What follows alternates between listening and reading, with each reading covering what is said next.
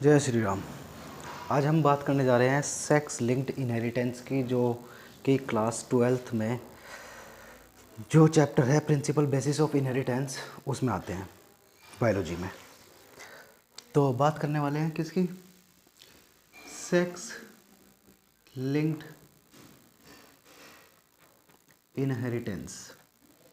Sex linked inheritance का मतलब क्या है, पहले तो आप ये जान लीजिए। मतलब कुछ ऐसे इनहेरिटेंस या कुछ ऐसे कैरेक्टर जो सेक्स क्रोमोसोम की वजह से अगली जनरेशन में इनहेरिट होते हो, उन्हें हम सेक्स लिंक्ड इनहेरिटेंस कह सकते हैं। इनमें कुछ डिसऑर्डर्स आते हैं जो सेक्स क्रोमोसोम की वजह से एक जनरेशन से अगली जनरेशन में पहुंचते हैं। उनमें से ही कुछ डिसऑर्डर ये है जो आपने बहुत सुना भी होगा, हीमोफीलिया, और एक कलर ब्लाइंड। कलर ब्लाइंड और हीमोफीलिया, अगर आप एक को पढ़ लेते हैं तो दूसरा ऑटोमेटिकली हो जाएगा।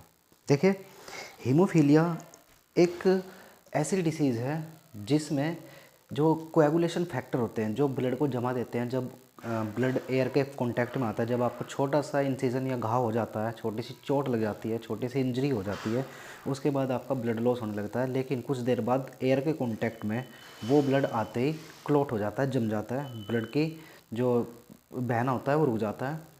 लेकिन हीमोफीलिया में क्या होता है, यहाँ पे क्या लिख देंगे, blood fails to clot. Blood clot नहीं हो पाता, लगातार ब्लड के लॉस होने की वजह से डेथ भी हो सकती है।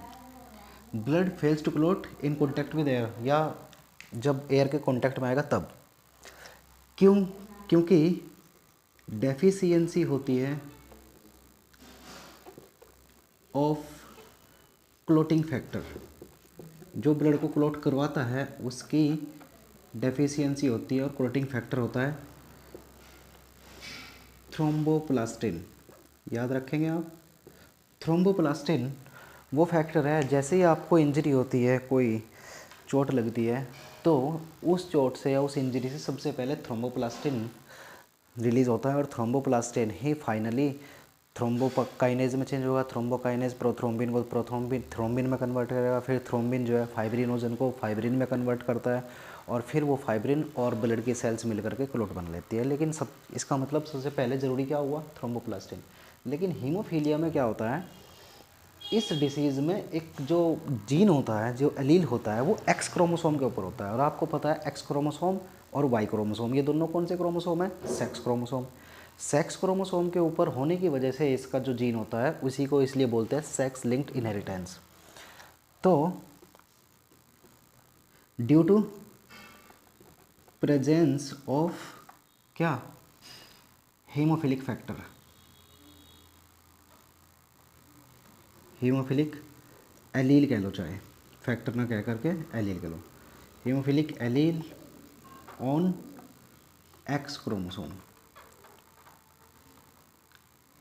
ठीक है, ये जो डिसीज़ थी सबसे पहले हेल्डेन जो थे, हेल्डेन ने यूरोप की रॉयल फैमिली जो है, रानी विक्टोरिया, क्वीन विक्टोरिया जो है यूरोप के, इंग्लैंड में, उनकी फैमिली में नोट की थी हेल्डेन ने। एक्स क्रोमोसोम के ऊपर इनका जीन होता है हीमोफीलिया का। आपको ये बता दें कि यहाँ पे जो एक्स क्रोमोसोम, जो फीमेल्स होंगी, अगर दोनों एक्स के ऊपर हीमोफिलिक फैक्टर, एच का मतलब हीमोफिलिक फैक्टर है, तो फीमेल इन्फेक्टेड मानी जाएगी, यानी कि इसमें ये डिसीज़ है। यानी कि अगर छोटा सा कट लगते ही उनकी ब्लीडिंग नहीं रुकेगी, उनकी डेथ हो सकती है, या फिर कोएगुलेशन फैक्टर के इंजेक्शन देने होंगे। दूसरा पॉसिबिलिटी ये है कि एक ही एक्स के ऊपर हीमोफिलिक फैक्टर है, या इस कंडीशन को हम कैरियर बोल लेंगे, यानी कि इसके पास ये एलील तो है लेकिन ये कैरेक्टर शो नहीं करती। लेकिन जो मेल होता है, मेल के पास तो एक ही एक्स होता है, इसीलिए मेल के पास अगर एक ही एक्स पे अगर हो गया तो ये इन्फेक्टेड हो जाता है, इन्फेक्टेड। ठीक है, तो ये कुछ क्रॉस होंगे। कलर ब्लाइंड में मैं आपको बता दूं, कलर ब्लाइंड में क्या होता है कि जो कलर ब्लाइंड में जो जीन होता है इसका, जो कुछ सेल्स को, जो कलर को डिस्टिंग्विश करती है, उन सेल्स को जो सेंसिटिव सेल है उनको कंट्रोल करने वाला जो जीन होता है उसकी एब्सेंस हो जाती है। किसकी वजह से? कलर ब्लाइंड जीन जो कि एक्स क्रोमोसोम के ऊपर होता है, उसके प्रेजेंस होने की वजह से लाइट या कलर सेंसिटिव सेल अपना काम नहीं कर पाती, जिसकी वजह से एक पर्टिकुलर टाइप का कलर नहीं दिखाई देता। तो इनमें सबसे जो मोस्ट कॉमन टाइप है वो ग्रीन और रेड कलर का होता है। अगर किसी को रेड कलर नहीं दिख रहा है, रेड, तो उसको बोलते हैं प्रोटेनोपिया। और अगर किसी को ग्रीन नहीं दिखता है तो उसको बोलते हैं ड्यूटोरेनोपिया।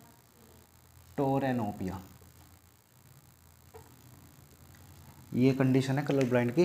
रेड के लिए प्रोटेनोपिया, ग्रीन के लिए ड्यूटोरेनोपिया। इसका जीन भी इसी तरीके से काम करेगा। अगर एक एक्स के ऊपर सी का लिख देता हूँ मैं, कलर ब्लाइंड। अगर फीमेल के सिर्फ एक ही एक्स क्रोमोसोम के पास ये कलर ब्लाइंड है तो ये सिर्फ कैरियर होगी, यानी कि ये अपने कलर देख सकती है, लेकिन इस डिसीज़ या इस डिसऑर्डर का जीन इसमें चलता है, यानी कि उसकी फैमिली में आगे जनरेशन में ये जीन पहुंचेगा।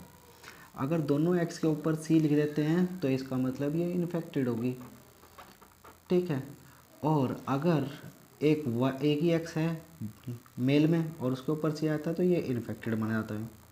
तो आप अब एक बात देख रहे हैं कि इसके कैरेक्टर जब ही आते हैं जब दोनों एक्स के ऊपर अगर ये फैक्टर हो।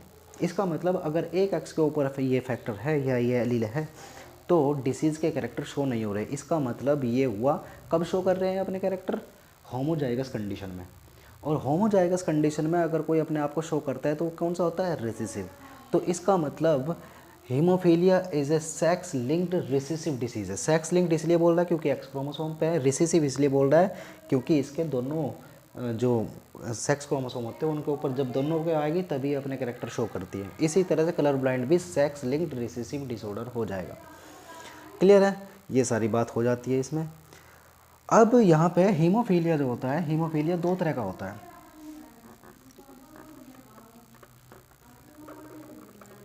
Haemophilia A and haemophilia B. Haemophilia A जो होता है इसमें फैक्टर 8 जो होता है वो उसकी कमी हो जाती है।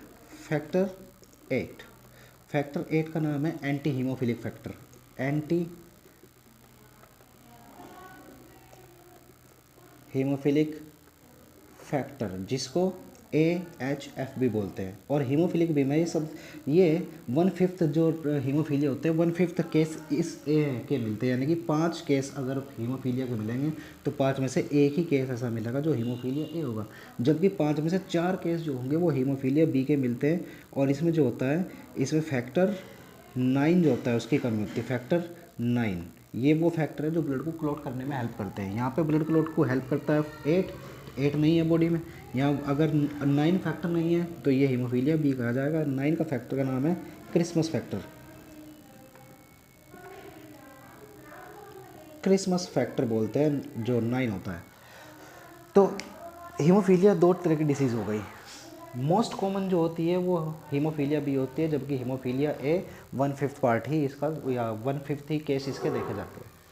अब इनके कैसे कैसे आपको क्रॉस मिल सकते हैं या किस तरह से क्वेश्चन आ सकते हैं वो मैं आपको बताता हूँ। ये आपको पेडिग्री एनालिसिस में देखने को मिलेगा। मैंने पहले बता दिया ना, सेक्स लिंक्ड डिसीज़ है और सेक्स लिंक्ड भी कौन सी? रिसेसिव डिसीज़ है। तो इनके क्रॉस दिखाते हैं।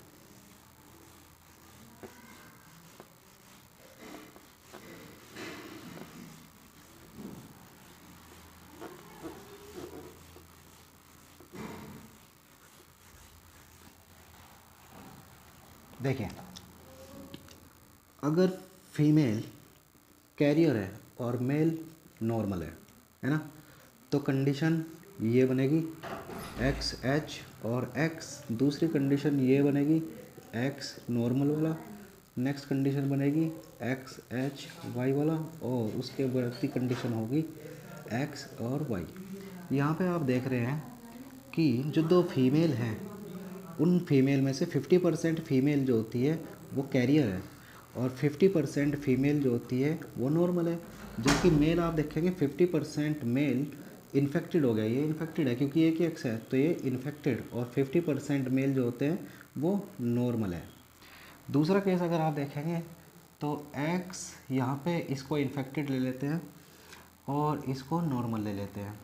अब क्या कंडीशन होगी कि x और इसका केस का होगा XH फिर x, ये हो जाएगा XHY और ये हो जाएगा XHY। यहाँ पे आप देखते हैं 100% फीमेल क्या है, ऑल फीमेल कौन सी कैरियर हो गई, ऑल कैरियर, क्योंकि दोनों एक्स पे नहीं है।